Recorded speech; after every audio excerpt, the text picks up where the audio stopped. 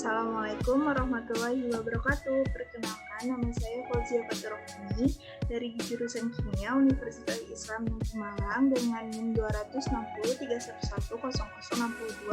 Saya akan mempresentasikan mengenai fenomena medan magnet. Nah, pada saat yang akan saya bahas kali ini adalah latar belakangnya dan medan magnet. Medan atau magnet adalah suatu objek yang mempunyai suatu medan magnet. Asal kata magnet diduga dari kata manusia, yaitu nama suatu daerah di Asia Kecil. Menurut cerita di daerah itu sekitar 4000 tahun yang lalu telah ditemukan sejenis batu yang memiliki sifat dapat menarik besi atau baja ataupun campuran logam lainnya. Benda yang dapat menarik besi atau baja inilah yang dapat dikatakan sebuah magnet. Diamagnet di sini merupakan material yang atom atau ionnya tidak memiliki momen magnet permanen. Medan magnet eksternal menginduksi momen magnet sedemikian rupa sehingga momen akan melawan medan magnet tersebut. Jenis bahan ini sulit ditarik oleh magnet lain. Banyak ditemukan pada atom yang kulit atomnya terisi penuh. Lalu, magnet dapat dibuat dari bahan besi, baja, dan campuran logam, serta telah banyak dimanfaatkan untuk industri otomotif dan lainnya. Sebuah magnet terdiri atas magnet kecil yang memiliki arah sama, yang sehingga disebut dengan teratur. Lalu, pada logam yang bukan magnet elemen padanya mempunyai arah sembarangan atau yang tidak disebut dengan tidak teratur, sehingga efeknya saling meniadakan yang mengakibatkan tidak adanya kutub-kutub pada magnet logam. Lalu, magnet dapat menarik benda lain. Beberapa benda bahkan tertarik lebih kuat dari yang lain, yaitu bukan logam. Satu intensitas magnet menurut sistem metrik dan satuan internasional SI adalah Tesla, dan SI unit untuk total flux magnetik adalah Weber. 1 Weber per meter kubik sama dengan 1 Tesla, yang mempengaruhi luasan 1 meter persegi. Lalu bagian-bagian magnet. Pada bagian magnet di sini terdapat 3 macam, yaitu pertama adalah kutub magnet. Kutub magnet mempunyai gaya tarik terbesar. Bagian yang banyak dilekati serbuk besi merupakan kutub magnet. Hal ini dapat menandakan bahwa gaya magnet paling besar berada pada ujung magnet. Lalu, yang kedua adalah sumbu magnet. Sumbu magnet yaitu garis yang menghubungkan antara kedua kutub magnet. Yang ketiga adalah magnet elementer. Adalah suatu benda yang terdiri dari magnet-magnet kecil yang berupa atom. Nah, teman-teman di sini bisa melihat pada gambar di sebelah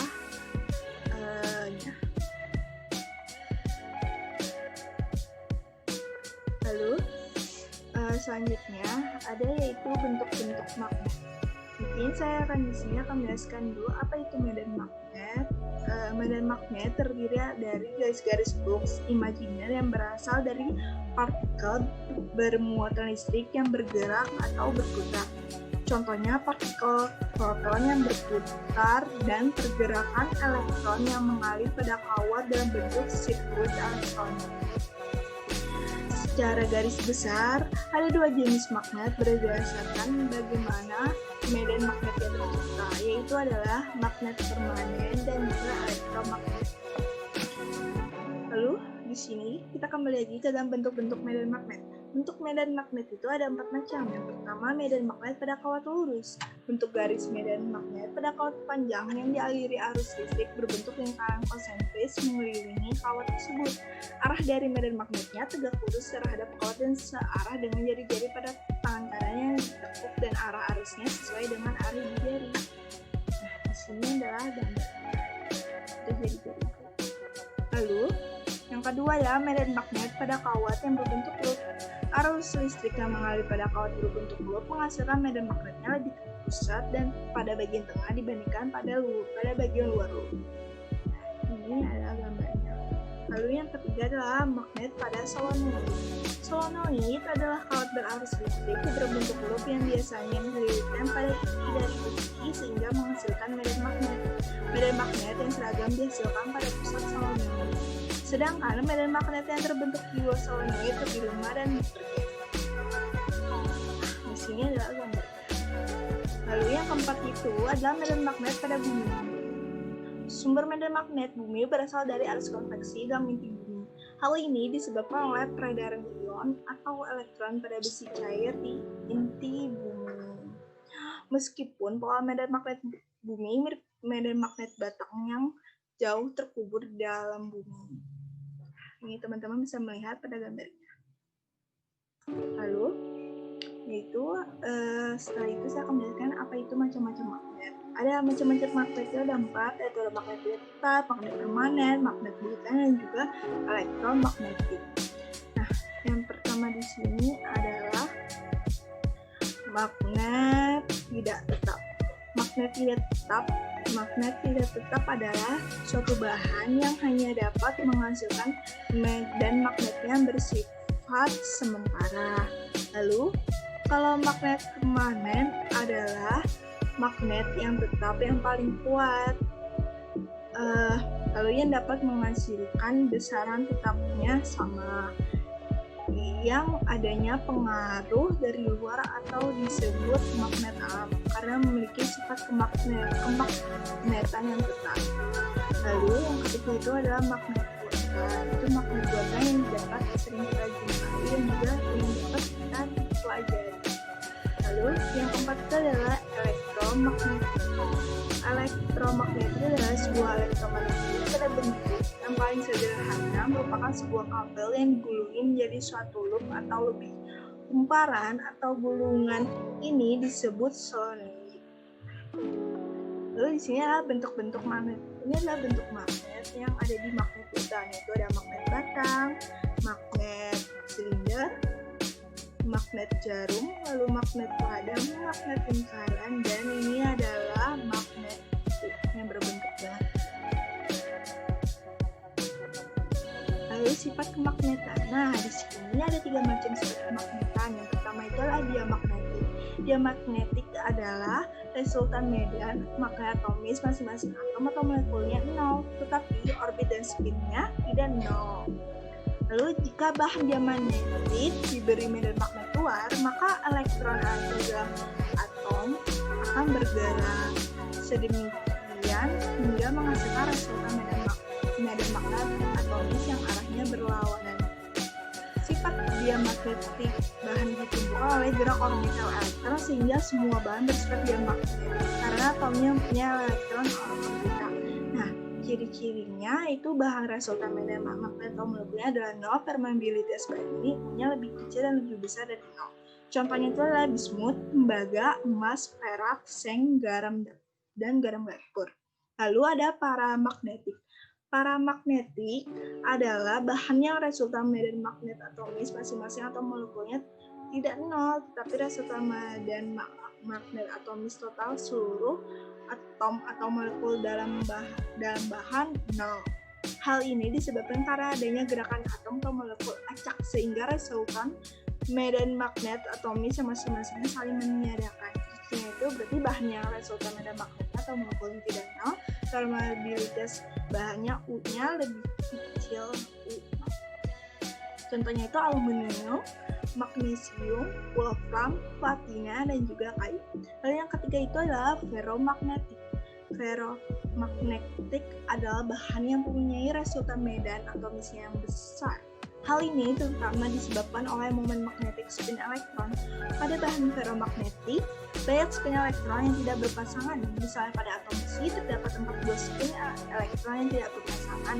Masing-masing spin elektron yang tidak berpasangan ini akan memberikan medan magnetik, sehingga total medan magnetik yang dihasilkan suatu atom akan lebih besar. Ciri-cirinya itu berarti bahan yang punya resultan medan magnetisnya atomisnya yang besar tetap bersifat magnetik, yaitu magnet permanen. Contohnya itu adalah pada besi, baja, silikon, dan juga nikel.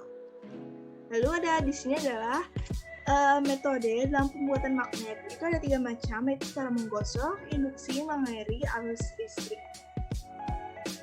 Lalu dengan cara menggosok, besi yang semula tak bersifat magnet dapat dijadikan magnet. Caranya besi digosok dengan salah satu ujung magnet. Tetap arah gosokan dibuat searah agar magnet filamentor terdapat pada besi letaknya menjadi teratur dan mengarah ke satu arah. Ini adalah pada gambar yang pembuatan magnetnya dengan cara menggosok. Lalu dengan cara induksi, Besi dan baja dapat dijadikan magnet dengan cara induksi magnet. Besi dan baja diletakkan di dekat magnet tetap. Magnet elementer yang terdapat pada besi dan baja akan terpengaruh atau terinduksi magnet tetap yang menyebabkan letaknya teratur dan mengarah ke satu arah. Besi atau baja akan menjadi magnet sehingga dapat menarik sebuk besi yang berada di dekatnya. Ini adalah gambarnya. Lalu ada mengaliri arus listrik. Besi dan baja dapat dijadikan magnet dengan arus listrik. Besi dan baja dililit kawat yang dihubungkan dengan baterai. Magnet elementer yang terdapat pada besi dan baja akan terpengaruh aliran arus searah yang dihasilkan baterai. Nah, itu adalah metode dan pemutar magnet. Lalu selanjutnya ada aplikasi magnet. Yang pertama itu adalah bantalan magnetik atau magnetic bearing adalah bantalan paling modern dengan daya kerja atau putaran tinggi, biasanya dipakai di sistem-sistem dan perangkat tertentu seperti flywheel. Dengan bantuan magnetic bearing ini, maka flywheel bisa terapung di medan magnet. Beberapa tipe flywheel bisa berputar lebih dari 50.000 rpm. Bandingkan dengan roller bearing biasa atau ball bearing yang akan langsung meleleh dalam kecepatan ini. Karena magnetic bearing tidak mempunyai moving part, maka kecepatan putarnya bisa sangat cepat. Lalu yang kedua itu adalah superkonduktor magnet. Levitasi superkonduktor dalam bahasa Inggris dikenal dengan superkonduktor levitation adalah sifat material superkonduktor pada suhu rendah yang biasa menghalang di dalam jangkauan medan magnet karena adanya efek Meissner. Material superkonduktor sendiri adalah material yang akan memiliki resistansi nol pada suhu yang sangat rendah. Material konduktor yang lain seperti tembaga dan perak memiliki sifat akan menurun resistansi elektrik ketika berada di bawah suhu normal. Namun, superkonduktor adalah istimewa. Material ini akan benar-benar memiliki resistansi elektrik nol di suhu yang sangat rendah. Lalu ada superkonduktor magnetic bearing. Pada magnetic bearing untuk mengurangi gesekan pada komputer mekanis bukan hal yang baru lagi. Pengembangan magnetic bearing superkonduktor menghasilkan gesekan lebih sedikit dan magnetic bearing ini biasa di sebesar 25%. Pada suhu ini, bahan superkonduktor menghasilkan medan magnet yang sama, tetapi berlawanan dalam kaitannya dengan magnet sehingga magnetic bearing akan melayang sebagai respon terhadap medan magnet yang berlawanan. Lalu yang keempat di sini adalah maglev trains. Kereta maglev merupakan kendaraan yang berjalan melayang di lintasan dengan menggunakan kekuatan elektromagnetik antara magnet superkonduktor yang terdapat di kereta dan coil yang berada di lintasan. Lalu selanjutnya itu apa itu aurora? Ini adalah contoh dalam fenomena magnet. Aurora juga mempunyai hasil medan magnet dan listrik. Sebelumnya, bawah bumi yang kita bijak saat ini punya medan magnet juga. Ada kutub utara magnet bumi yang menjarak 1.500 km dari kutub utara bumi secara geografis dan kutub selatan bumi secara geografis. Lalu, hal tersebut yang membuat kita bisa menggunakan kompas untuk menentukan arah. Jarum kompas memang terbuat dari magnet sehingga jarum selalu ditarik oleh medan magnet yang ada di bagian utara dan selatan bumi. Tapi karena magnet hanya bisa menarik kutub yang berlawanan, jarum yang menunjukkan arah itu sebenarnya terbuat dari magnet kutub selatan agar dapat ditarik oleh kutub utara medan magnet bumi. Begitupun jarum selatan kompas yang terbuat dari magnet kutub utara agar dapat ditarik oleh kutub selatannya. Dari berbagai penyebab munculnya aurora di bumi, medan magnet menjadi salah satu alasannya. Ketika matahari selalu memancarkan radiasi ke bumi, radiasi tersebut memancarkan dalam bentuk partikel bermuatan listrik yang mengalir atau biasa disebut dengan sebutan arus listrik. Namun, tidak semua muatan listrik yang disekarang oleh radiasi matahari dapat dibelokkan oleh medan magnet bumi. Sebagian dari muatan listrik tersebut yang lolos dan terperangkap di atmosfer bumi, terjadi tabrakan antara muatan listrik dengan atom-atom yang ada di atmosfer ketika muatan listrik dari radiasi matahari ini terperangkap di atmosfer. Tragedi tabrakan ini pun yang membuat muatan listrik dari matahari memancarkan cahaya yang indah bernama aurora borealis.